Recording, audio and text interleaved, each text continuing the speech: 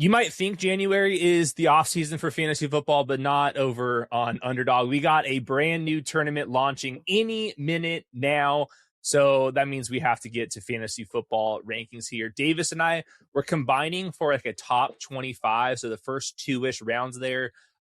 We have some differences across. You'll notice that. And then eventually I'm going to have a top 250 over on Underdog Network. But let's start this one off, Davis, with first overall. You and I both agree with this one. Bijan Robinson gets a new head coach, but largely nothing's really changed here. How do you see Bijan as the 101? Tyler Algier, because of how the running back free agent market works, is actually probably going to get paid a decent amount of money. Agreed. There are multiple teams that could really use him. Now, Atlanta might value him and want to pay him. Maybe they offer him $7.5 million per year. My guess is Tyler Algier might get upwards of $9 million AAV contract offer, and the Falcons have a tough quarterback situation because they are paying their backup quarterback lots of money, so kind of hard for them to make a bigger offer there. Yeah, I'm expecting Algier to walk. He's going to be somebody that I'm going to have a difficult time ranking right now, but I do think that he's going to get that Najee Harris plus zone where you're at least when he signs, but has a potential to be a starter, and then we'll see if the rookie class kind of comes in. But I do think Algier's good enough on tape and has that goal line role that will be felt when Bijan is like by himself over there. So offensive line is rock solid. I still like Kevin Stefanski as a head coach over there. So I think Bijan is a clear 101 heading into the firm prime of his career. You and I both kind of split here at 2 and 3. Let's start with Puka Nacua, who I had second overall. This has been a layup line whenever we didn't have, Matthew Stafford in a mortal chamber. But he has deserved this ranking really high up. He has. So I had Gibbs over him, really because I think there's going to be a huge appetite, particularly by drafters on Underdog after the results of this season and the season before. I think if it's close at all in terms of projection, in terms of personal preference, I think Underdog drafters have been beaten over the head by running backs enough that they are going to err on the side of the running back. Do you think this is the year that's going to tilt back that way? Because I felt that was going to happen, and then it just hasn't. So, I mean, I obviously am in the streets every day with these people. Like, my Discord is like You're the starting sickest group. Yeah. Like these are the sickest people alive. And like we're already talking through rankings, everything, and everyone is like trying to bury every wide receiver already. Like, I think that there is. And the scoring discrepancy, I mean, you're going to have all this stuff up on Underdog Network. Like the scoring discrepancy between running backs and wide receivers and half PPR has never been more big for the running backs. Yeah. I think it's going to be fascinating here. I think up at the top, the elite wide receiver ones have almost kind of separated because that wide receiver 2, 3, 4 are so bad that I do think if you can get your Pukas and Ja'Marr Chases and JSNs, these types, I do think they kind of stand out just a little bit.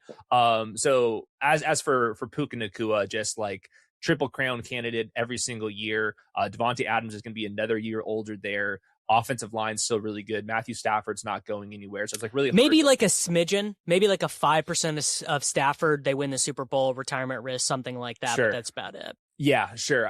But I think by the time like everyone's doing their drafts and stuff, we have that behind us. I do think that Puka Nacua is going to be their second, third, or fourth up here. I think for me, very clearly the top wide receiver. No offense to Ja'Marr Chase. Let's go to Jahmyr Gibbs though. As you mentioned there, new offensive coordinator Drew Petzing. I think that's largely a win for him, just because that Cardinals ground game has been very good with James Conner. There's also a chance that David Montgomery gets moved here. It's not like a must do situation, but they can save some money by releasing him. They can save him even more money if they make him a June 1st or a trade candidate out there. That would like further unlock this, but we know where this one's going. We already saw Jahmyr Gibbs kind of take off from David Montgomery. Another year of doing that, I think, would launch Jahmyr Gibbs as a potential 101 candidate. So how do you see Jahmyr Gibbs for 2026? Yeah, I mean, there's like certainly some chance that David Montgomery is not on the team. There was like a little bit of rumblings, like he posted like an Instagram story of his locker with like the peace sign or whatever. And, you could do whatever you want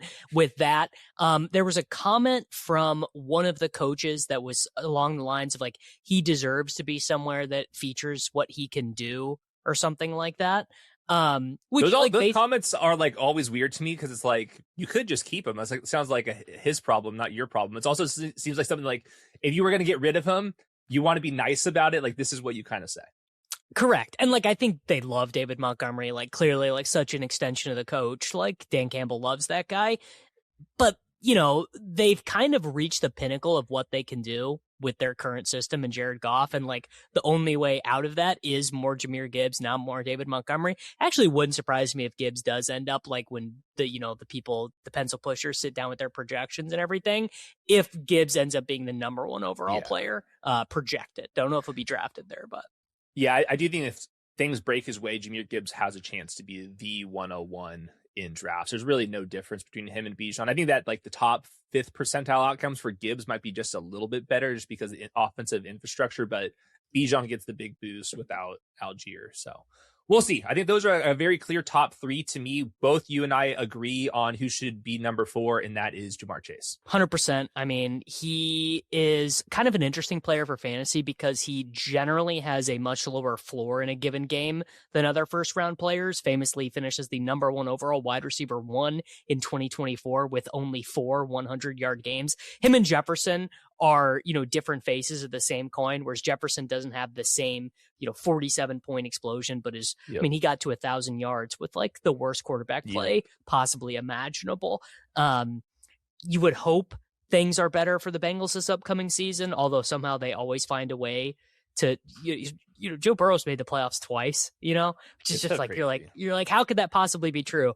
Yeah. And Zach Taylor is this awful coach, but I mean, Chase last year's 101, I got no issue with him here. Yeah, I have no issue here. Like obviously a down season for his standards, but even with that was 10th in fantasy points over replacement per game, which is half PPR scoring for me just takes like, you have to score pretty much over 7.8 fantasy points for your fantasy points to count. So that's the over replacement metric out there. Number 1 was Christian McCaffrey. Number 2, Bijan. Gibbs was 4th. Puka was 5th. Ja'Marr Chase was 10th there. So a lot of the guys were just kind of drafting off the fantasy points over replacement. That all makes sense to me. All right, this one's going to be a big one. Christian McCaffrey. I had him ranked 5th. You had him ranked 6th here. So we largely see him the same. This is, I think, almost like the inverse of last offseason, where like last offseason, I was all the way in because he didn't touch the ball that much. And I knew that he had the potential to finish as the first overall player. And that's exactly what happened here. Now it's like almost where I might be a little bit scared here. He still obviously can finish first overall, but this is the year where he actually comes off of 400 plus touches. And he's another year older. So I think that the risk for this year is actually substantially higher than it was last year. I think we're going to largely be drafting him the same here. You always want to come in first in your leagues. That's why Christian McCaffrey deserves a top 5, top 6 ranking from us here. But I think the risk is actually higher this year than it was last season. Completely agree. Before last year, we had never seen Christian McCaffrey be bad while playing. Yep. The knock on him had always been, he can't stay healthy, yada, yada, whatever. We now, he actually just had the same thing that just happened to Barkley, which is like for the very first time we saw him on a field, and not only were his numbers bad, I mean, he just looked bad. You're just watching a 49ers game and they have like a 3rd and 1, and you're like, well, they're just definitely not converting this if they hand the ball to Christian McCaffrey, and they didn't. Now, he gets like a bazillion touchdowns. He remains this incredibly good pass catcher, but I actually think you really did hit the nail on the head, which is I've never felt bad or scared of drafting McCaffrey before because it's just really binary. He stays healthy, you win. Yeah. He doesn't stay healthy, you lose. I don't think it's binary anymore. I think there's completely a world where he plays 17 games and is kind of like a 2022 Ezekiel Elliott silent killer season. Like, he finishes the running back 9 with 11 touchdowns, but he never topped 20 points in a game that entire time or something. Yeah, I think maybe his floor is a little bit higher if he does stay healthy. I think like the worst case scenario would be like what Saquon Barkley is doing, just because Christian McCaffrey was a bad efficiency rusher here, but he obviously stands out as a receiver. That's not going to really go away. Could they like mix in Brian Robinson types a little bit more next year? I think there's a chance that's the case. Is there a chance that the offense isn't nearly as good this year if like Trent Williams misses times or they can't upgrade the offensive line? I think those are also some kind of thorns in his potential side. But even like Saquon Barkley this last year, like everything went wrong. He was still 20th in fantasy points over replacement per game. So I think that if McCaffrey stays healthy, he's going to at least be worth a 2nd round pick. I just think that the scarier part is the guys that come off of the amount of touches he has, like they get injured a ton. And now we're going to be doing it at 30 years old with a history of soft tissue injuries. So I think that the bigger risk for me is just like straight up missed games. But all that aside, we're trying to come in first place and he gives you the path to the first place. So I think you want to take on the risk there. Maybe a lot safer of an option here. JSN, I had him ranked 7th. You had him ranked 5th. He combines for our number 6 spot here. Tell us about JSN. So JSN, until the final month of the season, was actually more efficient per route, per target than Puka, and just kind of the Seahawks just kind of ended the season like, we're not going to throw that much. Like, they were in some non-competitive games, and that'll be more of a risk for JSN than it is for Puka, because the Seahawks do not want 42 dropbacks a game from Sam Darnold, the way that the Rams are comfortable to do that with Stafford. Probably could make an argument that were the roles reversed in terms of teams, JSN might even be a little bit better than Puka. He seems to be, to me, much better down the field. Like, almost no one is a better vertical threat than Which JSN is so crazy. in the NFL. So crazy. It's completely insane. I just you're hitching your first round pick to Sam Darnold, but I mean, it's just it feels like he has the safest 1,200-yard, 8-touchdown floor of any first-round pick I can ever remember. It just feels like automatic. He starts the year with those counting stats. Yeah, I think this is pretty similar to the CeeDee Lamb situations, the Amon-Ra situations, where he's so good that his floor is still, even on his bad seasons, is going to be worth a second-round pick. I do think there is some risk there. We don't know if Clint Kubiak's officially going to leave, but I think that would be just in general. I would bet he will. There are a lot of OC openings. Definitely. So I think that the Vegas Raiders can pick him as their head coach, and we'll see. We'll see what else is out there. But if you lose Kubiak, also just regression in general for the Seattle Seahawks. But maybe their defense gets a little bit worse, and they have to pass the ball more a little bit. It's also of all the guys we're talking about, he is the 1 year wonder, if you will. Now it makes sense that this would be the year where he fully breaks out in his third season. So I don't want to nitpick this one. Fantastic season for him. And in that fantastic season, he was 7th in fantasy points over replacement per game. So I think that's the difference between wide receivers and running backs, is some of the running backs we're going to talk to actually outscored him in fantasy points over replacement per game in half PPR scoring. Obviously in full PPR, the equation kind of changes there, but he's going to be a first round pick no matter what, even if they do lose Clint Kubiak. All right, Jonathan Taylor.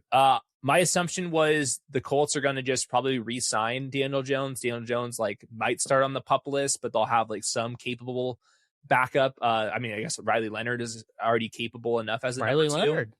Yeah. So my assumption is just that the Colts, it's kind of taking the average from where they were bad in the last month and they were really good in the first month. I think it'll be a decent offense next year, and Jonathan Taylor is going to remain the bell cow. So I had him 6th, you had him 8th. He combines for number 7.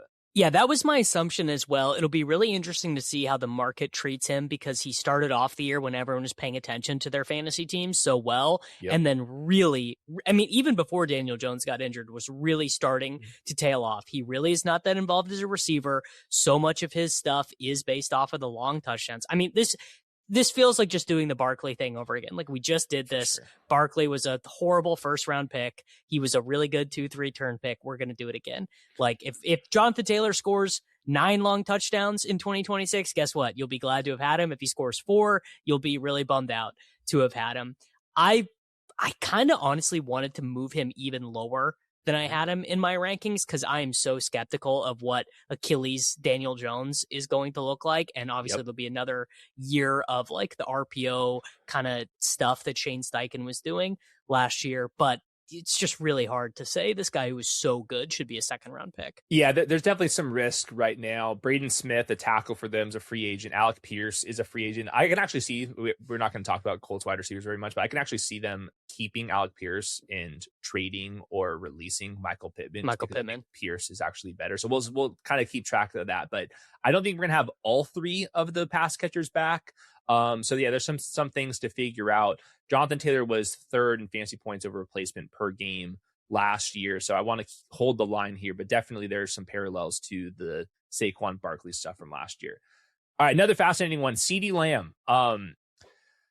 He's been a top 5 pick the last couple of years, and almost every single season he pays that off. This last year was a really weird one. Per game wise, he was actually 42nd overall in fantasy points over replacement. But I kind of threw that out the window and just say he's going to be a lot better than that this year. I didn't throw it out the window, because the reality is George Pickens snatched his chain when they were on the field together. He was better. He is a better vertical threat.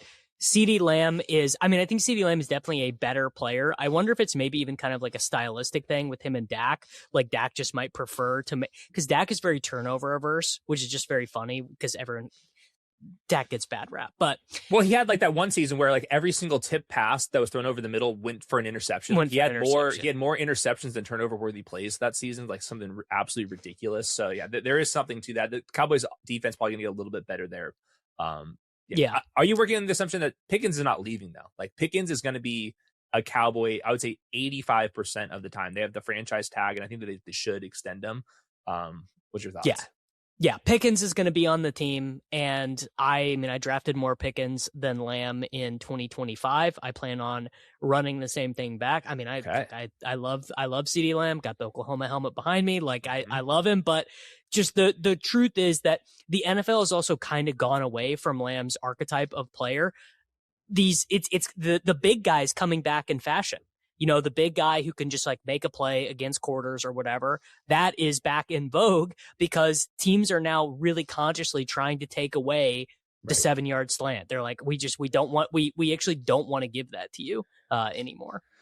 Yeah, the quarter stuff, you can beat it over the top. And we saw so many touchdowns and like big post routes this year on that. So that is part of the ethos. A lot more quarters coverage than like just strict like cover 2. So there's been a little bit of a change there. Yeah, it's such a misnomer. The cover 2 stuff is that's whatever. Yeah. It's like that was like last year. And now we're on to like a new thing. Well, yeah, like straight cover 2, it's hard to win over the top, but in quarters, like it's very easy to kind of manipulate it. So obviously that's for the X's and O's channels out there. We kind of do a little bit over here, but not too much.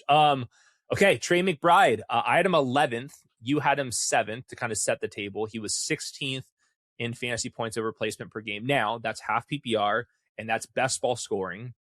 In full PPR redraft, where you have to pick the freaking tight end every single week, and it's full valuable. PPR, Trey McBride, and if I was doing just redraft full PPR rankings, 6th, 7th overall here. There's a lot of moving parts with this one new coaching staff. We'll see about the quarterback situation. My assumption is Kyler is gone via either trade, but I think most likely just being straight up cut. Jacoby Brissett's under contract. It'll be like Jacoby plus, some like young guy, but probably a lot of Jacoby Brissett starts next year. All right, hear me out. There'll be a certain portion of the underdog player pool who will not draft Brock Bowers. They'll drafted him last year. They are not drafting Raiders. Mendoza, like whatever. They just won't. There'll be a certain chunk of the pool that says Colston Loveland is the tight end 3. Sure. Not for me, buddy. That's a nice joke. Which then, basically what I think is going to happen is Trey McBride becomes his own tier. I actually don't think that's truthful. I think McBride and Bowers are going to project really close next year. Also, everyone is going to, your favorite fantasy football analyst next year is going to give you so many good Kyler Jacoby on stats. Like, it's going to be like, if you extrapolate the sample of Jacoby Brissett, Trey McBride is better than any single season Rob Gronkowski ever had. Which is kind of true. I need to fact check it, but I'm pretty sure it actually is. Yeah. I think he's going to be a first round pick. I think this is going to be like prime. I think this is going to be prime Kelsey stuff. And I think very similar to the tie breaking, I think people are going to be looking at like JSN. People are going to be looking at CeeDee Lamb, looking at no, man, I'm just taking Trey McBride. Guy got a touchdown every game. Yeah, he really did. I have not been a huge fan of early round tight end, like the elite tight end stuff. I've been waiting for somebody who's like actually extremely good, who's done it before to like get fully back in. And I was on Trey McBride last year as a 3rd round pick because I know he was good. And this year he just took it to another level. We're also gonna have to deal with like the Marvin Harrison on-off splits. Also, is like Marvin Harrison actually even good at football? Those type of things we have to kind of figure out. Michael Wilson's back. Is Michael Wilson good at football? Like there's a Michael Wilson being good helps Trey McBride, because actually having a capable Robin means that he actually has like much more space to operate in. I think that was part of the problem, was that defensive backs were looking at Marvin Harrison Jr. like, he can guard himself, bro. Guy stinks. I don't like fully disagree with what you're saying there. I think that it helps to have like some semblance of teammates so you can actually score more touchdowns. I think there's kind of like a yin and yang there, where if you're on the worst team in the league, it's hard to score touchdowns. The Cardinals were not that last year on offense. So I do think that helped him out. He's going to be one of the guys I think there's going to be the most fantasy football debates just because all the on-off splits, obviously we'll figure out who the coach is going to be, but there's going to be a lot of debate with Trey McBride. No debate that he's extremely good at football, though. All right. I think there'll be more debate about Bowers, by the way. Once if they hire some whiz kid offensive coordinator, they draft Mendoza, there's going to be way more debate about Bowers. I think, long story short, you probably want to draft both of them this year. Agreed. So, okay. Amon-Ra St. Brown, new offensive coordinator. It's Drew Petzing. I would argue that maybe Petzing's not that great for Amon-Ra St. Brown. I think that obviously you have a huge history of like this kind of wing of coaches using a lot of tight ends. I think you can draw parallels to Amon-Ra St. Brown there.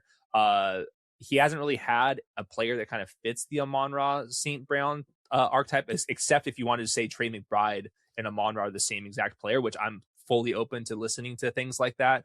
But he's been rock solid. Last year finished 11th overall. How do you see Amon-Ra, assuming J-Mo's back? He's just like, this is just where he gets drafted. I think this has been his ADP for the last 3 seasons on Underdog. It's just like, he's clearly not a threat to finish number 1 overall. He's clearly one of the 15 to 20 best players in fantasy, assuming he doesn't get injured.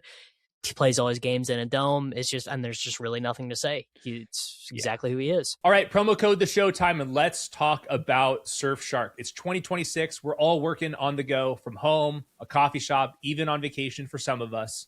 No matter where you are, securing your data and privacy is super important. Surfshark VPN allows you to browse the internet privately by encrypting all your internet activity, making sure your information is protected the entire time you're online. Surfshark doesn't track, monitor, or store your information. They have no idea what your Brian Thomas exposure was last year, and they certainly don't know about whatever the hell you're doing on the internet, guys. And they offer unlimited devices under one subscription, allowing you to secure your entire household. Computers, phones, tablets, even your smart TV. Once you've got it installed, you'll be able to avoid dynamic pricing and secure the best deals on your next holiday, and access new shows you've been dying to watch but aren't available in your area. Boom. You just unlocked every show from Kazakhstan. Just install Surfshark VPN and browse all new content regardless of your location. And use the clean web feature to bypass annoying ads like this one and trackers before they load. Don't wait. Surfshark is a game changer. Just head over to surfshark.com/the show or use promo code the show at checkout to get 4 extra months of Surfshark VPN. That's surfshark.com, promo code the show to get 4 extra months of Surfshark VPN. There's more interesting players to talk about than Amon-Ra St. Brown. It comes back to that. So how about James Cook? We have new coaching staff over there. We don't know exactly who that's going to be. Joe Brady is getting interviews other places. I think Brady's been very good for James Cook. I think under the radar stuff with James Cook is obviously it's like back-to-back years running exactly pure with touchdowns. That happens when you're attached to Josh Allen. But also we have a couple offensive linemen who are headed to free agency. Also, the offensive line coach straight up retired. So there's like no way they're going to retain him. He's obviously done a very good job over there. So I think there's like some things to kind of nitpick at with James Cook, though last year he finished 6th overall in fantasy points over replacement. So it's hard to kind of sell this one too much. I mean, I'm kind of an unreliable narrator on James Cook because last year I was like, well, there's no way this dude scores 16 touchdowns again. Yeah. I guess he did only score 12, but he then led the league in rushing. I just have a very hard time in the first round when a running back is missing one of the 3 components of being an elite fantasy running back. So to be an elite running back, you have to get goal line touches, you have to catch passes, and you have to be able to score fantasy points over expectation. He clearly can do all 3. He was a very capable pass catcher. His second year, he got 54 targets. For whatever reason, they do not use him in all 3 phases of the game. And sometimes that'll even change, right? Sometimes Joe Brady and the coaching staff will be like, hey, in this game, we actually do want you to function as a pass catcher, but we're not going to let you be the goal line back. We're going to bring Ty Johnson in and let him. I don't know what it is, and I have a kind of low opinion of Joe Brady. And I'm very curious to see who they hire. One of the things that I always think about with the Bills is turning yourself into a running team, like a ground and pound team when you have Josh Allen as your quarterback makes no sense. Yeah. Like imagine, like the Chiefs did this in several games this year, like actually against the Bills. They were like, you know what we're going to do? We're going to run Kareem Hunt it's going to be 2nd and 8 and we're handing the ball off. That's what Bills fans wanted. Yeah, exactly. And so it just makes no sense to build your, not saying James Cook is bad, he's a great player, but to build your offensive identity around like 6 offensive linemen and all this. I'm like, okay, it's all well and good and fun, but like you have Josh Allen, like go score some points, dude. That's what I agree. Yeah. So we'll figure out exactly which way they want to just kind of change their offense. Like it was so under center, and obviously James Cook was the best under center running back in the league by a mile this last year. But yeah, we're gonna have to figure out exactly what kind of style offense, and maybe the offensive coordinator that gets in there is like, hey, James Cook, we can throw him the ball and he can have 40 receptions in a season again. And that would obviously look a lot better here, but lots to figure out with James Cook. I would say even more to figure out with the next one. And you and I kind of disagreed here. Devon Achane. I love Devon Achane. Like clearly one of the best backs in the entire league, has been a fantasy superstar this last year, 6th overall. I have him ranked 17th. You have him ranked 9th. So you're kind of in line with what happened last year. I'm a little bit nervous about Jeff Hafley being a little bit on the boomer side of this, and the Mike McDaniel grounds scheme being so elite that he's going to have to kind of take a little bit of a step back. You also have a little bit of the undersized component where like, does a new offensive coordinator want to just be like, hey, we're subbing him out entirely at the goal line? I don't know. He's so elite that I don't want to like overthink this one too much, but I do think that the coaching staff downgrade is enough for me to drop him like 6 spots. So I actually think about Devon Achane very similarly to how I've thought about guys that I've ended up being higher on both ways, like smaller running backs. Sometimes it works. Jamal Charles, guys like that. Like, oh man, it's just like incredible. Chris Johnson. That's actually the best comp for Achane is Chris Johnson. Like when it goes bad for Achane, whenever it eventually does, he's going to be like the worst pick of the year. He's going to be like, well, I had to start him every single week and he got 4 carries for 8 yards and like just useless. What's the easiest thing to do if you're the new offensive coordinator? It's like, okay, well, what worked for Mike McDaniel and then what didn't work? And like the thing that worked is spamming that. I also think my tea leaf reading is that Malik Willis ends up being the quarterback for the Miami Dolphins. Now, if I'm wrong, like I can totally change my mind about this stuff, but like I saw enough from Malik Willis. I'm like, yeah, his running back can easily be top 10. And you guys talk about this on the show all the time. Like you have an 8.3% chance to win your league. Devon Achane ceiling season, it's the path. Yeah. I think if I feel good about just where the offense is going, who's the quarterback, then I think I could throw him up to like 12th overall, back in that range. Well, it could be Zach Wilson, right? We don't know. Yeah, I mean, if it's like Quinn Ewers and stuff, you're going to be looking at like the team totals for like next year, and like the Dolphins will be among the lowest, like guaranteed. Yeah, 14 points a week. Yeah, so I think that's going to be the hard part with Devon Achane. They don't have many other guys to get the ball to. Waddle's under contract, but aside from that, it's pretty bare bones. So, I think he's a more of like a wait and see, kind of figure out the rest of the offseason to have like a firm stance. I think if you want to draft him in the first round early on, I totally get it. If you want to kind of fade him, I would also totally get that. We'll get this thing ironed out eventually. All right, Rashee Rice, your boy here. You get Bieniemy back in the building. I think that's generally good over Matt Nagy, who they just straight up said good luck and just told him to leave. So Bieniemy's back. Rashee Rice should be fully healthy. Hopefully he stays out of the court system this time around here. But when he was out there last year, he was 15th overall on a per game basis in fantasy points over replacement. That's half PPR scoring.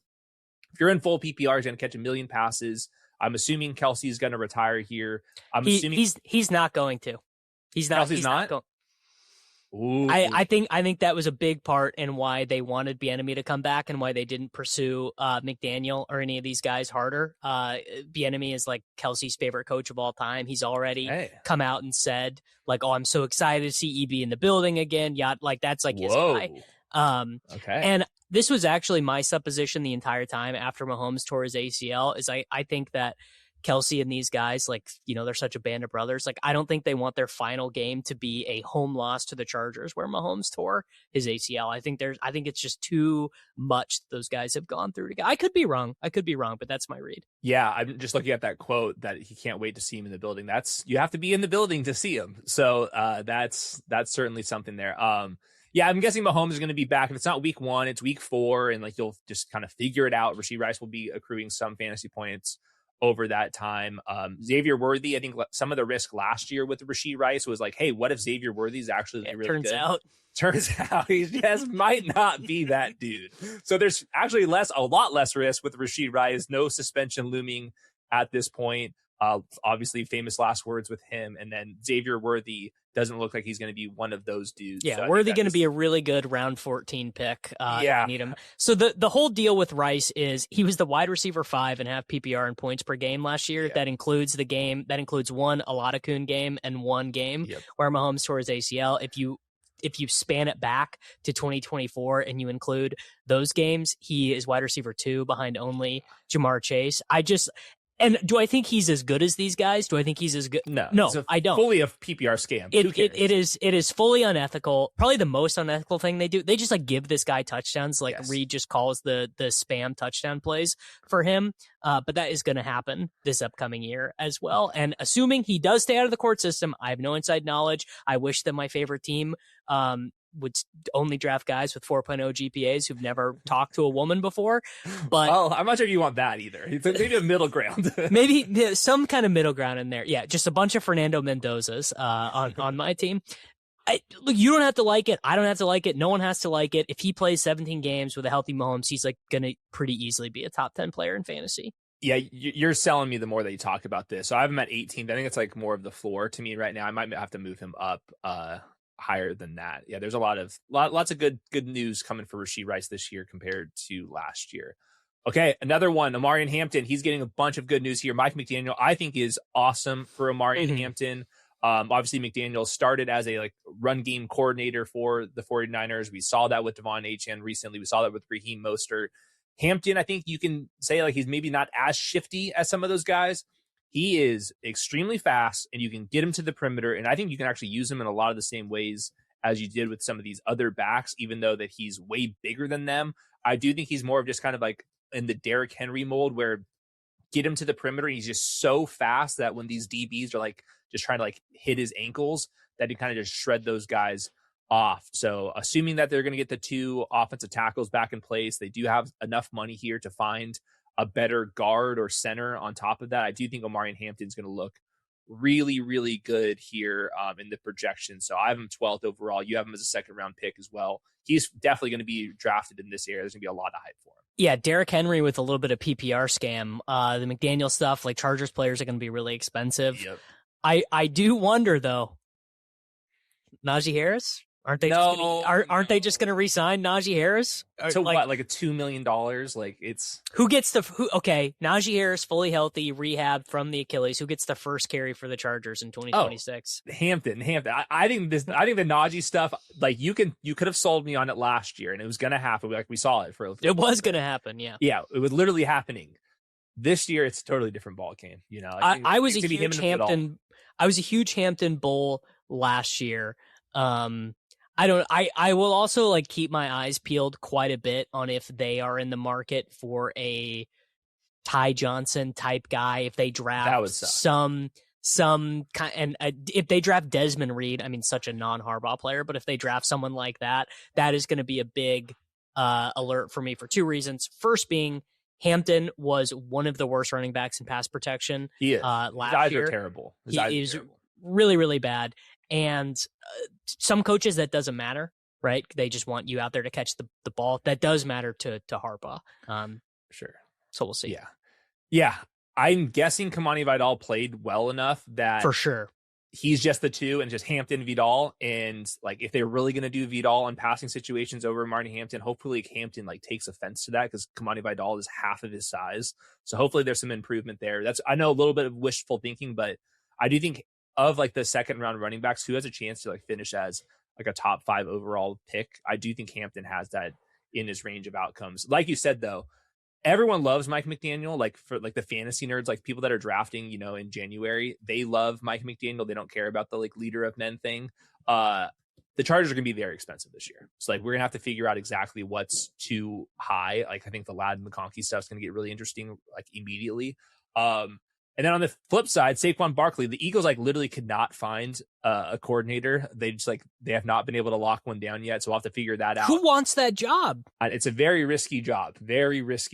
But there's always a chance that he kind of like bounces back. I think if you look at the age cliff stuff, you kind of just like see where this one's a little bit going. I thought Saquon Barkley was pretty good on tape, but he was not like one of the best running backs in the NFL last year on individual basis. And then obviously his offensive line really kind of fell apart. So maybe he gets lucky and better offensive coordinator, better offensive line, but we're both ranking him kind of where he finished last year as a second round pick. Yeah, I mean, purely name respect for me, because I thought he looked a lot worse on tape than he did the year before. I thought the burst really wasn't there, and I think it's pretty easy to blame the offensive line, pretty easy to blame Kevin Patullo. But the fact of the matter is with Barkley, it's just like, well, he's always just been a long touchdown merchant, and that is like just a really hard profile of guy in fantasy football, because you can't even control that. It's basically like, how many times does a defender take the wrong angle on a guy? Sure. For sure.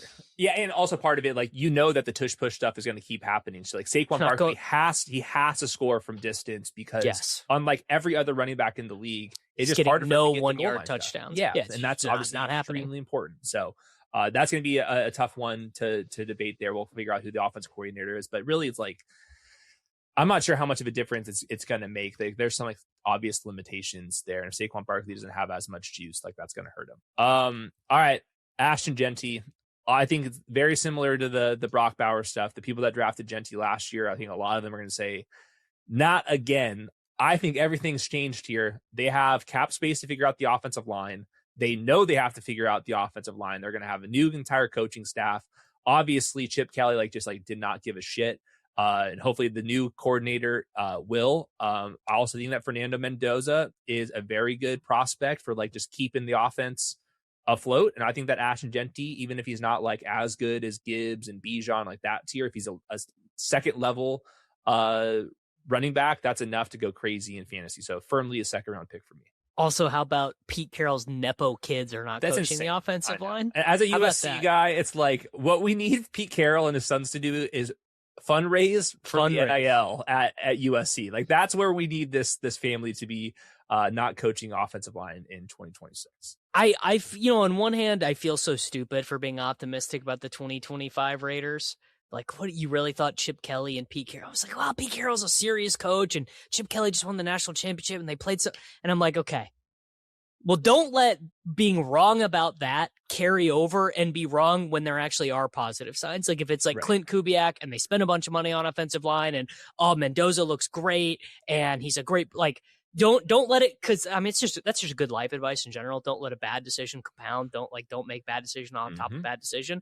And I'm really going to try and do that with the Raiders. And if I'm Lucy in the football here, I just think Jeanty's so good, man. It's just like you watch him for like 5 minutes, you're like, wow, this guy's good. Yeah, I think there's a chance he's going to be a first-round pick in fantasy. So we'll see how the offseason breaks his way. I would love to. We're all trying to find the guy who does this. It depends what you and Josh tell people to do, brother. Well, I do. I have him 16th overall, and I did not like Ashton Jeanty last year in fantasy. By the way, the Raiders situation was one of those where, like, and I'm guilty of it. I was a Geno Smith guy, and then I was like, there's a lot of upside in this offense. And then you would look at the team totals, and then you'd be like, oh, the Raiders are like expected to be one of the 3 worst teams in the league. And then we all just kind of ignored that. So like, that's another kind of win for, the market aside from fantasy football kind of being right about the team. Now, obviously, like there's a bunch of stuff that broke against Ashton Jeanty and the Raiders in general, but I think a lot of that's going to get fixed this offseason. All right, Chase Brown is up next for us. I was a little bit more bullish than you in the rankings, 13th versus 21st, both of them in the second round here. This is another one where it's like on-off splits. Like once you get Joe Burrow in there, Chase Brown was absolutely cooking. If you like put a lot of weight into like the last 8 weeks of the season, I think there's a case that you can make that Chase Brown is like a low-end round 1 player. I guess that maybe the reason why I'm a little bit more optimistic is the fact that he was able to do it this last year, I think makes the odds of the Bengals finding like a grinder type to kind of complement him is a lot lower. And I think that the Bengals offensive line actually took some like really big steps. Amarius Mims in the first round from a couple of years is starting to pay off. So I do think there's like a chance where like Chase Brown's kind of like one of the guys that can kind of pop off here, be a little bit underrated. And I just think the risk is a little bit lower this year than it was last offseason. Yeah, they drafted 10 though.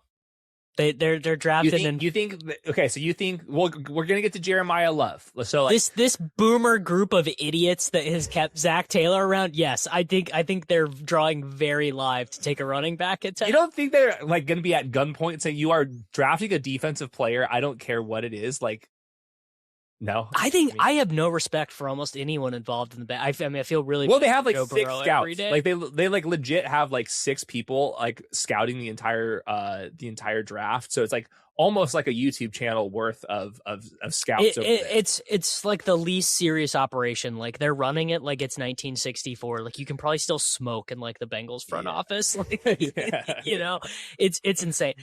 Honestly, so I was like a giant mega Chase Brown bull 2 years ago, the 2024 season when it was him and Zach Moss. Oh yeah. Much less bullish this most recent year.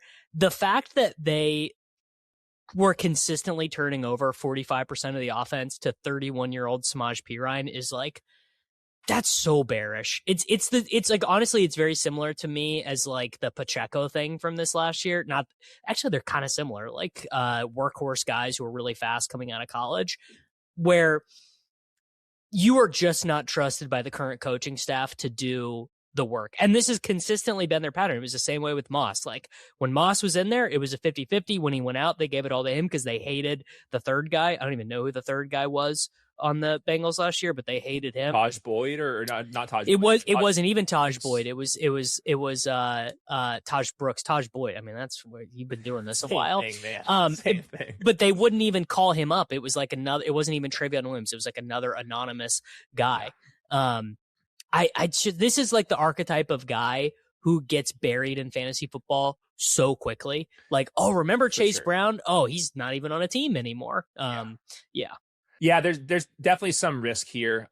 His last 10 games, he was on pace for over 100 targets, though. So like that's like one of those things where it's a little bit of a give and take. If the Bengals are going to be top 5 in projected points again, and he's out there for like the high. Well, if they're good, if they do draft a defensive player, maybe they're not automatically down 14 points in every game. You know, yeah, I'm worried that they need to draft a lot of top 10 defensive players to get to that point. But yeah, we'll see. Samaje Perine, I believe, is a free agent. He seems like he's always signing 1-year deals. It was a 1-year deal. Yeah, he'll probably be back. Yeah, we'll see. He's another one of these kind of boom bust players. Last year he was 17th overall in fantasy points per game, which is exactly where we had him ranked here. I think there's a range of outcomes where he's better than that and obviously a lot worse than that. So he definitely has to dodge Jeremiyah Love. That's for sure. All right, Drake London, you get a new head coach. I think the quarterback, it's probably going to be Michael Penix coming off of another torn ACL, and then they'll have like some capable backup behind him. I do think Kevin Stefanski's a good coach in general. I do think the floor here is really high. My assumption is Kyle Pitts is going to be back on the franchise tag or signed to a long-term deal, especially with Kevin Stefanski there. But Drake London, for sure, a good football player. He's kind of been like a second, third round pick for the last couple of years. He's just like the least uninspiring guy. Like, sure, I have no strong Drake London takes. He will probably like finish right around wide receiver 8 to 14, depending on how many touchdowns he scores. For sure. He's very good at football, but yes, I agree. All right. Malik Nabers, a lot more exciting here, a lot more things to figure out. You got Harbaugh in the building now. And I think it's going to be like Monken or something like that if they haven't announced that already, but it's the torn ACL now with Malik Nabers. He was a complete freakazoid athlete in the absolute prime of his athletic career. And it happened early enough where I'm kind of assuming he's going to be ready for week 1-ish. And if it's not week 1, there's a slight ramp up period. I think that's in general going to be fine. He's so fucking good. And Jackson Dart, I also think is really freaking good. So man. good. Like, dude, Dart was finished like 14th in EPA per play. People are like, I just don't like see it with him. I'm like, dude, 14th on this shitty offense. Like the offensive line's in good shape. I don't know, man. There's obviously a huge potential from Malik Nabers. The Slappy community loves him. I think everybody loves him. It just comes down to, could we stay on track with the rehab? It really, like, that's like kind of my only concern with him. There was the Twitter doctors were making news with, he still had the brace on. I don't know, man, whatever. He doesn't need it. He doesn't need a knee. He's like Nabers. And I'm a huge Dart bull. I was a huge Dart bull pre-draft. Yeah. Think he's awesome. Don't know who's going to be calling plays in New York. I mean, I think Harbaugh's like a fine hire. I don't know if it's the home run that is being treated like Sure. by the New York media. Like, yeah, he was a really good coach about 10 years ago. He's probably a fine coach now. I think the best thing about Harbaugh is he's conned the ownership to have like the biggest budget for assistant coaches. I think Tice was talking about this, and he knows this because his dad was a head coach. Harbaugh's assistant coaches, if you like take up how much they're paying all them, it's always like the highest in the NFL. I'm sure that's exactly the same thing for the Giants. Like, I think that's where like the floor is raised everywhere. He's been in the league for so long that he's going to have very good connections. Like for like the wide receiver coach, for example, is probably one of the best wide receiver coaches, even though we're not like exactly tracking that. So stability coming from New York, and that offensive line is very good. So I think good things are coming for the Giants. So there's definitely an offense I kind of want to double down with next year in fantasy. All right, Jeremiyah Love. I'm not going to pretend like I've been watching Jeremiyah Love. I watched USC and I watched Notre Dame games, and he stood out about the third play. I said, USC's defense is in trouble against whoever this Jeremiyah Love guy is. I went over to Twitter, typed his name in, and everybody was calling him a Heisman candidate. He's extremely good. He's going to be a top 10, top 15 pick here. You've probably watched him and know more and looked at the analytics more than I have here. Him versus like Jeanty, Zeke, like what kind of tier prospect are we talking about? Bijan? Below those guys, but still rock solid. Yeah, I mean, I would basically say he is above the Josh Jacobs, Najee Harris, like first round running back Hampton tier. Etienne above that. Give me. You know what? Give me thicker Etienne. That's like a good. That's like a good. There. That's like a good range, a way to think about him. Like, I think it's unlikely that Jeremiyah Love is ever like a first round dynasty startup pick. That would be maybe a little bit surprising, but like a really good, like totally has being the fourth overall pick in fantasy football at some point in his career. The thing that everyone is wish casting is obviously the Chiefs finished 32nd, 32nd, and 32nd in explosive run rate each of the last 3 seasons. Jeremiyah Love also a quite good pass catcher at Notre Dame. I mean, I'm frankly, if the Chiefs take a running back at 9 after the season they just had, I would feel sick to my stomach. But I mean, the Bengals are sitting there as well. There actually are what's interesting is there are a fair amount of teams that have rationally good offenses who are picking in the top 15. Yeah. Dallas is picking at 12. I mean, Dallas at 12. I mean, he'd be a first round pick if Dallas took him. But he's quite good, but not as good as Jeanty, in my opinion. Okay. So, I mean, the range, the Commanders pick at 7th. I mean, like that's probably close to the highest. The Saints can do it at 8th overall, I guess. The Chiefs, you mentioned the Bengals, perhaps the Cowboys at 12. I think that's the range. I mean, it kind of falls further than that. A lot of those teams have running backs kind of established, but that has not prevented teams from kind of just like saying, screw it, we're going Jeremiyah Love anyway. So, can't wait to watch him for prospect stuff in a second. All right, Brock Bowers, you said he's going to be one of the most contentious fantasy football players to debate this offseason. Explain. Well, he had the single highest tight end fantasy point game of anyone last season. I believe I think I did a stat head search, and it was like the 8th highest fantasy score ever from a tight end. Until Kyle Pitts came along, right? Then Kyle Pitts just blow that one out of the water. I think Kyle Pitts had like the 3rd best tight end game ever. He did. I honestly am actually trying to remember. Like, I don't know who scored more points. I think Bowers had it like in week 9 or 10, and then I think Pitts in like week 14, like just like week 15. Week 15. Oh yeah, week 15. It was week 15. Trust me. Yeah. It was week 15.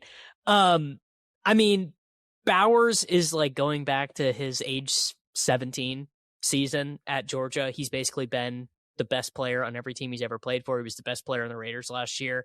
It'll be how many years until the 4 games they made him play with a PCL strain stops messing with his numbers? Like, he will be like, it'll be like, we're going to be doing a fantasy football podcast in 2032. And it'll be like, okay, so if you remove those 4 games, Bowers is actually the greatest per game fantasy player of all time. If you keep those games in, I would, if Bowers is where you and I have him ranked here, I mean, he's like, you're like building your draft strategy around getting him if you can sell yourself on Mendoza, right? And hey, I mean, I don't know.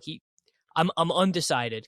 Consider me agnostic on Mendoza thus far. Yeah, I mean, like versus other first overall picks, like he might be on the lower end, but it's a first freaking overall pick. So my assumption he's going to be like fine enough. His last 8 games of the season, which includes that week 9 return where he had 12 for 127 and 3. That's the game you're mentioning there.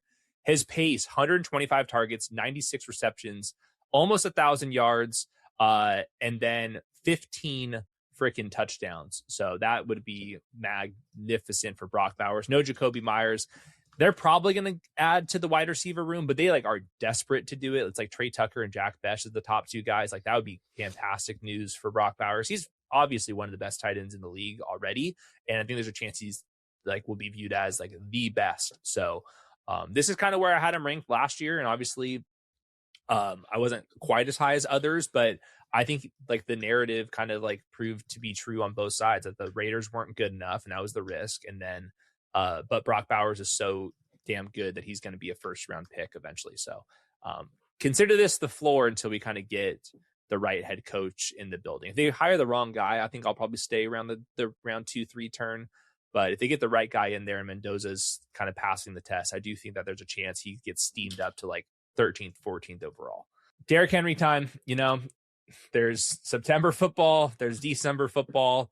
How long could this trend continue here? Derrick Henry ended up finishing the year 10th overall, obviously completely back weighted by the last couple of games of the season there.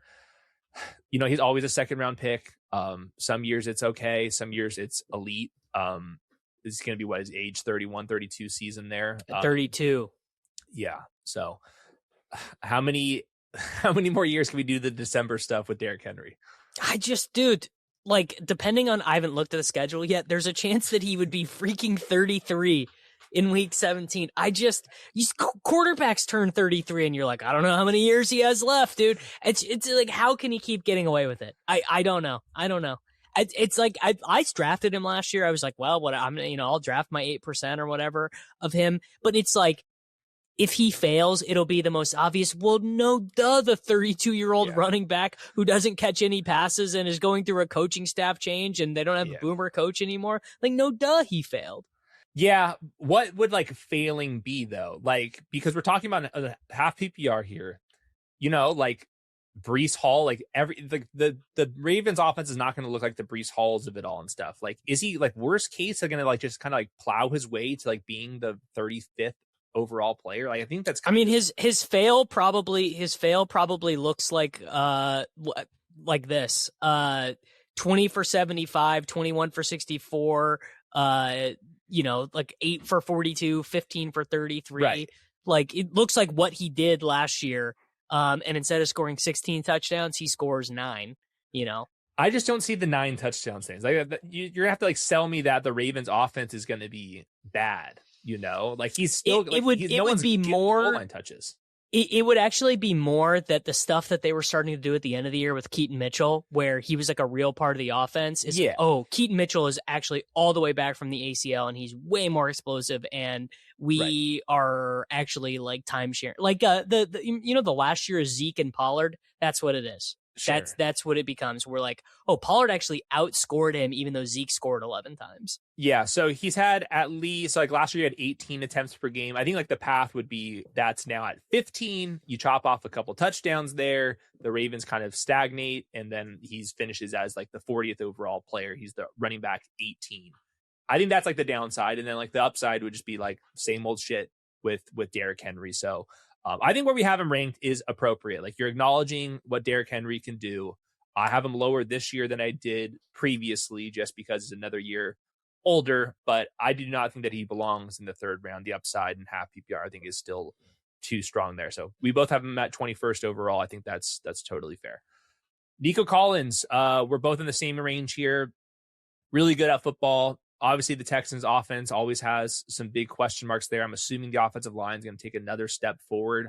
Hopefully, C.J. Stroud can do the same there. If both of those kind of parlay together, I do think Nico Collins has a chance to be a top 10 overall asset.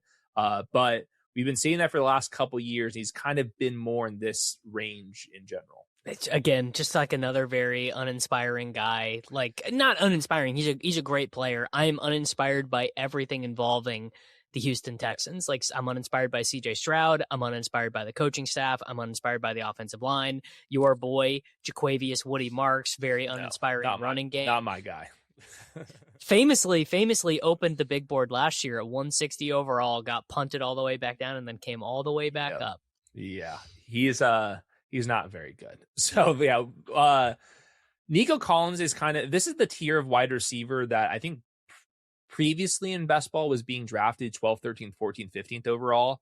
And I think the proper adjustment is to go to the running backs that we've already talked about on this episode, and that this tier of wide receiver are actually round 2-3 turn players, not round 1-2 turn players. And that doesn't sound like a big deal, but just in general, that is a very big deal. I think that's probably closer to where their actual like fantasy points of a replacement belongs. And I think that Nico Collins and like the Drake London types are kind of like good like players to kind of acknowledge like what 12 spots in ADP should look like. And I do think that the way we've ranked that, and maybe after another huge running back season, like this is going to be the year where that kind of price point change does kind of solidify. All right, exciting player here, George Pickens. Look, he is a franchise tag candidate because he played himself into being that caliber of player. And the other like players that get around that range, like DJ Moore types, Devontae Smith types, like I think Pickens is as good or obviously way better than DJ Moore is. So I would be stunned if he leaves the building. So under the 85% chance likelihood that he's going to be back with the Cowboys, you said straight up that Pickens and CeeDee Lamb is about the same on paper here. How could we justify moving George Pickens up even higher than this? I mean, if you just acknowledge that he has like a greater touchdown rate than like if you would model him as a league average touchdown rate guy, then right, he probably is a little bit lower than this. I think the preponderance of evidence would suggest that he is not. He's an above average guy. Also, another thing would be guaranteed that he was going to seriously try and play football for all 4 quarters for all 17 games, because George Pickens just loves to just in the middle of a game will just, I'm not today, man. Well, this is what we need then, Davis. We need the franchise tag in particular for George Pickens, because that's a 1-year deal. No, he doesn't care, man. He does. Dude, he was quitting on games this year before getting paid. I would say his effort this year was way better than it was previously. For sure. So this was the year that you need. Like you're never going to get 100% George Pickens every single moment. That's fine. We need him to feel like motivated, and the franchise tag is the motivation. I would be more worried George Pickens gets 4 for $125 million, and then he's like, all right, like we're kind of chilling again. So I'm hoping for the franchise tag for George Pickens. Obviously, he deserves a long-term extension there, but I wouldn't be surprised if the Cowboys are like, hey, let's take our time here. They always want to take their time with their most important players. But George Pickens last year, 17th overall per game, 15th overall, not counting the per game metric over there. So we're ranking him lower than where he finished last year. Only one of the only wide receivers that we've done that with. We typically like kind of draft wide receivers ahead of where they finished last year. George Pickens, we're taking a little bit of a haircut just because he ran so hot, but man, he's so freaking good. Last one, when we initially were talking about this episode, I think I first said, hey, like the top 20 players, and then I said the top 24 players, and then I solidified it as the top 25 because Justin Jefferson finished 25th in our rankings here. We have to talk about him. Look, man, I don't know who's going to be the quarterback. I'm guessing it's going to be like Mariota plus JG McCarthy, Aaron Rodgers plus JG McCarthy, something like that kind of tier, like enough to kind of push JG McCarthy, but not that McCarthy's guaranteed going to be the quarterback. Obviously, Kevin O'Connell said as such. The on-off splits are just pathetic. Last year, Justin Jefferson was 83rd overall in fantasy points over replacement per game. That includes like the good Carson Wentz numbers. So obviously quarterback plays got to get a lot better than this. Justin Jefferson's one of the best wide receivers in the league. I don't even know how we can like pretend that we have a good ranking on this one. I kind of threw my hands up in the air. 26 overall, you're at 19. I mean, I am just hoping and praying for deliverance and justice for our guy. Justin Jefferson. Really one of my all-time favorite players. Yeah. He's just like you know how many wide receivers would have been full "the enemy speaks kindly but holds a knife"? Like they would have been himself very well. He would have been like liking social media posts, like calling JJ McCarthy an idiot. He's like, people are like, you know, I don't know why these athletes stream. Like, trust me, as a streamer, like, why on God's green earth is Justin Jefferson streaming? Like, go touch grass. Justin. We all want attention is, I think, what it kind of comes down to. At the end of the day, I guess it is true. And like, people are in his stream just like calling JJ McCarthy like all kinds of crazy stuff, and he's like, "Nah, man, like that's my guy." Magnanimity from Justin Jefferson. It was getting a little bit better, not for Jefferson, but for McCarthy at the end. I mean, the pie in the sky is that they get Kirk Cousins back. Maybe higher. From what I've heard is Kirk Cousins and the coaching staff did not get along. Did not end. Now, you can just say, well, guess what? We aren't getting along with JJ McCarthy on the fucking field anyway. So, like, let's get back to the well. But there's at least that tier of quarterback available. Like, there's not like great, like maybe they would go Kyler Murray and that would be really fun. But it's a lot of your like next kind of tier. Okay. I mean, Kyler Murray versus JJ McCarthy, I would be stoked. I would be drafting Justin Jefferson. You are the Vikings, the Wilfs and Mensa. They call you up and say, "All right, man, we're gonna hire you, $25,000 consultant fee here. Yeah. We're debating trading our second round pick, which should be like 56th or something overall, for McCorkle Jones. What's your input?" No, I wouldn't do that. I don't think the 49ers necessarily want to do that either. They don't. Shanahan said it at his presser yesterday. He said Mac Jones is going to be on our team next year. Yeah, I mean, I think it's like Mariota. Mariota was Kevin O'Connell's quarterback coach throughout the NFL draft. I think it's that kind of tier. You know, like Aaron Rodgers, there was like obviously the connections there. If Rodgers wants to continue playing football but doesn't want to be a Steeler because Tomlin's not there, like I guess I can see that for a little bit. But it's not going to like go back to where it was. Like peak Kirk Cousins gifted Justin Jefferson the all-time receiving record at the time, yards per game wise. We're not going to get to that caliber of quarterback play again. So I do think we're looking at like, could he get back to the Amon-Ra St. Brown, CeeDee Lamb kind of tier? I do think that's going to be hard to kind of navigate back to the Puka, Ja'Marr Chase, JSN tier of wide receivers here. But I think the real thing is just like debating the downside. Like we can't be ranking him, like he finished 83rd overall. Like we're ranking him so aggressively versus that. So they have to bring in somebody. It's probably going to be like, I keep saying Mariota, but I do think it's going to be that tier of player.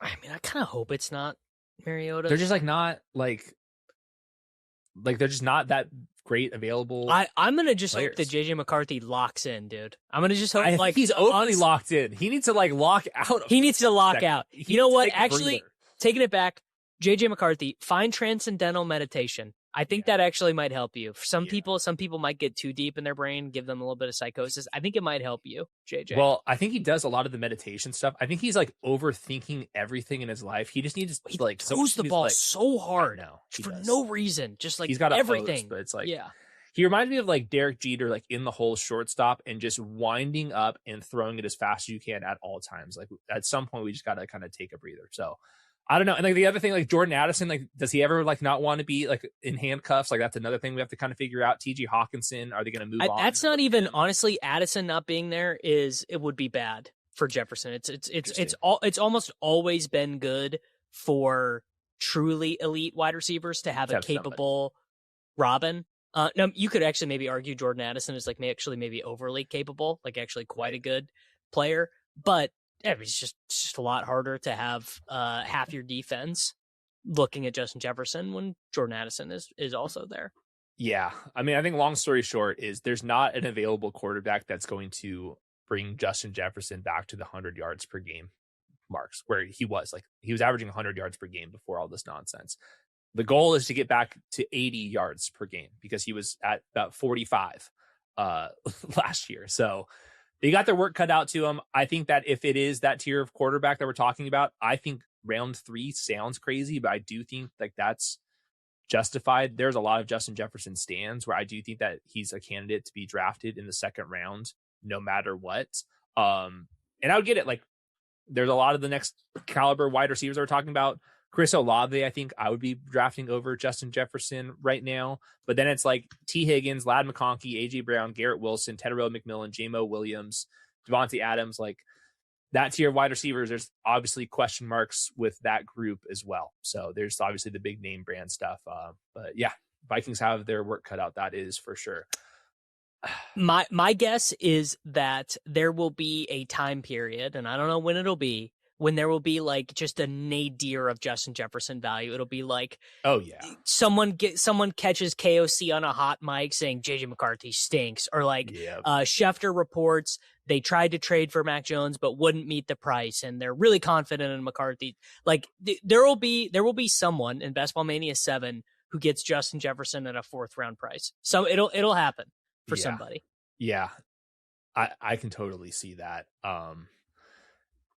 I think that the true value is 3rd round. So that's where I'm kind of going into this, and that's acknowledging how bad he was last year and that we're drafting him well ahead. Other players that we did not mention, Kyron Williams has been better than this for many years in a row. He held the line even in a committee. Josh Jacobs finished better than this, another year older there. They got some offensive line things to talk about. Josh Allen, those are the other kind of candidates. And then it's, the big tier of running backs that we did not talk about. Travis Etienne, Kenneth Walker, Bucky Irving, Breece Hall, Travion, RJ Harvey, Cam Scatterbo, DeAndre Swift. I think all those guys have a chance to be top 25 players next year, but there's too much uncertainty with all those guys. So way too early rankings. Did this for an hour. Davis, you're a busy man right now. Tell us what you got going on your channel. Yeah, well, the big board's about to open, so I'll be drafting a ton of those. Going to be going through a lot of the prospects over on my channel. So if you want to learn about KC Concepcion, if you want to find out if this guy Sadiq from Oregon is actually as much of a freak as everyone says he is. I know these prospects from watching USC games, and Sadiq was one of these guys. I was like, who the fuck is this tight end that's running all these post routes on us again? And that's been a long history. Do you know his yards per route run though? No. 1.67. They're gonna be it's bad. Oh. There are gonna be some wars. They're gonna be we are gonna be in the trenches on Kenyon Sadiq. I will say the rookie class this year just not near as exciting as last year. Like there's going to be fewer guys to argue about. The wide receiver class is strong at the top, pretty weak at the bottom, and the running back class is just like a bunch of dudes. Yeah. Okay. There's definitely some good wide receiver prospects. USC has 2 of them. I can tell you about those 2 guys. They're both, I think, very good. I can't get my stuff to like Lane, but I like him quite a bit. He's going to be a very good USC Trojan wide receiver in the NFL. The history of, we're almost wide receiver U at this point. A lot of the guys are kind of drafted in where Lane's going, like the Michael Pittmans of the world. I do think Jacoby Lane's going to be kind of that caliber of player. I think he's very good, but I'll save all my rookie takes for when I get to the all 22 with all these guys. So looking forward to chatting with you over the off season here, and go watch his best ball streams. Obviously, ADP, when we launch this thing, it's like completely up for grabs. So I'm sure there's going to be some good values out there. If you want to go hunt, go watch his streams over there, over on Davis Maddox channel. So thanks for joining. Thanks for watching an hour of fantasy football content in January. That might say something about all of us doing this, but could have done another hour easily too. Oh, easily. But Underdog allows us to do this. We would probably be doing this without drafts available. So Underdog saving the day that we can at least justify the obsession by having drafts in the lobby. So go over there, promo code the show, all that fun stuff. See you later. Peace.